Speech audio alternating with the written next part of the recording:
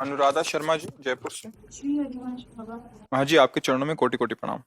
महाराज जी, ग्रस्त में रहकर जिन संतों ने भगवत प्राप्ति की और इस जन्म को सफल बनाया, उन्हीं संतों की तरह मुझे भी प्रिया प्रीतम की प्राप्ति करनी है। मेरे जीवन श्वास श्वास का बस यही एक ध्येय बन गया है। इसका है। हाँ, नाम जप करो, श्री जी के आश्रित रहो, अपने मन की एक एक वृत्ति को जांचती रहो, कोई ऐसी वृत्ति ना उठे जो भगवत विरोधी हो, जो हमें प्रभु से विमुख कर दे।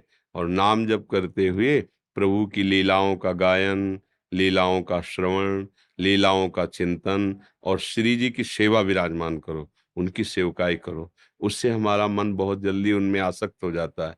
श्री जी में मन आसक्त हुआ कि शरीरासक्ति घटी, शरीरासक्ति घटी कि विकार नष्ट हुए, प्रेम जागृत हो गया। यही उपाय है। संतों में स्त्री पुरुष शरीर का भेद नहीं होता, संत तो संत होते हैं। भेद किया दंडकारण्य के ऋषियों ने कि शबरी स्त्री शरीर और अमुक जाति की, तो आप देख लो सरोवर में कीड़ा पड़ गए और प्रभु किसी भी ऋषि के घर नहीं गए। कहाँ अगर कोई श्रद्धा रखते थे तो उनसे पूछ लेते थे, कहाँ है सबरी माँ, कौन सा आश्रम है, इतने में निहाल करते थे। लेकिन गए सबरी जी के यहाँ।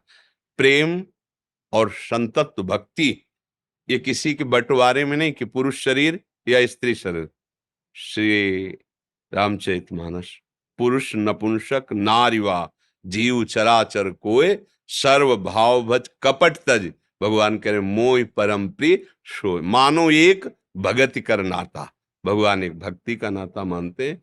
अच्छे भाव हैं, सावधान रहो, मन की वृत्तियों पर दृष्टि रखो और जहां मन प्रभु से विमुख चेष्टा की प्रेरणा करे वहां शासन। और जिसके संग से हमारा संयम बिगड़े, हमारा चिंतन बिगड़े, हमारा भाव बिगड़े, वो कोई भी हो, उसका त्याग कर दो।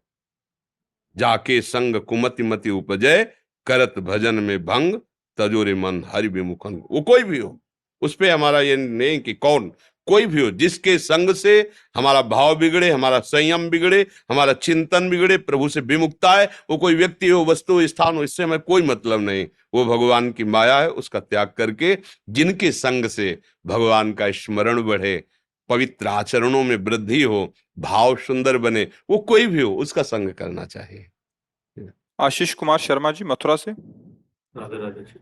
महाराज जी, आपके चरणों में कोटि कोटि प्रणाम। महाराज जी, आपके प्रवचनों में सुना है कि मनुष्य को पूर्व जन्म के अच्छे व बुरे कर्मों का अगले जन्म में मिलता है। यदि उसका अगला जन्म मनुष्य है तो उसके बुरे कर्मों का परिणाम बचपन से ही क्यों भुगतना पड़ता है? क्योंकि बहुत जन्म है ना पीछे से, पहला जन्म थोड़ी है। अभी तो प्रश्न किया था किसी ने, क्यों गर्भ ही में नष्ट हो जाता है? क्यों नष्ट हो जाता है? उसने तो अभी कोई कर्म नहीं किया, अभी तो माँ के गर्भ में है, लेकिन उसकी जो रचना हुई वो कर्मों से। संचित कर्म का परिचय जानते हो? संचित पहले से जो आ रहे हैं, संचित जो हमने की है वो। हाँ, वो गोदाम, उसे कर्मों का गोदाम, उसे संचित कर्म कहते हैं। गोदाम जमा है, उससे कुछ निकाल करके प्रारब्ध बनाया गया जिससे शरीर रचा। अब आगे एक क्रियमाण, जो नई फसल तैयार करोगे। ऐसा भजन करो कि तुम्हारी गोदाम में आग लग जाए जो पुराना माल जमा है, और जिससे हम दंड भोग रहे हैं, ऐसी स्थिति बनाओ कि वो दंड आप तक पहुंच ना पावे। मतलब शरीर में पीड़ा है, मन भगवदानंद से युक्त है, क्या फर्क पड़ेगा? महाराज जी, क्या छोटे 5 साल या 10 साल के बच्चे को भी कष्ट मिलना? अरे वो बच्चा है, बहुत पुराना है, उसका कपड़ा नया है, तुम अभी समझ नहीं पा रहे। वो जीव बहुत पुराना है, अभी उसका कपड़ा नया है, इसलिए तुम्हें लग रहा है तो 5 वर्ष का बच्चा, इसने क्या अपराध किया होगा? नहीं, वो पुराना गुरु है, वो पुरातन भगवान का अंश है, न जाने कितने जन्मों से क्या करता चला आ रहा है, तो क्रम बाई क्रम उसको भोगना पड़ रहा है। समझ रहे कि नहीं? नहीं तो मानो हमने इस जन्म में कौन सा भाई पाप किया, हम प्रश्न कर सकते हैं। अच्छा, ये किडनी बीच में नहीं खराब हुई, गर्भ से ही वो पॉलिसिस्ट किडनी डिजीज, ये माँ के गर्भ से आता है रोग, वंशानुगत। भैया ऐसा क्या?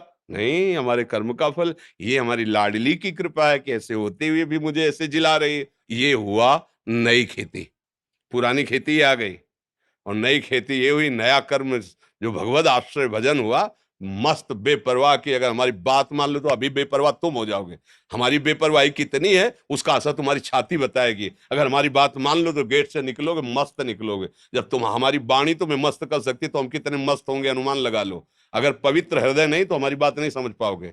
ये प्रारब्ध कर्म तुम्हें दिखाई दे रहा, किडनी फिडनी कुछ चले, हम ना इसके सहारे है न इसके सहारे जी रहे, हम किशोरी जी के सहारे है और किशोरी जी के सहारे जी रहे, पक्का। इसलिए किसी दिमाग का हाल नहीं करता।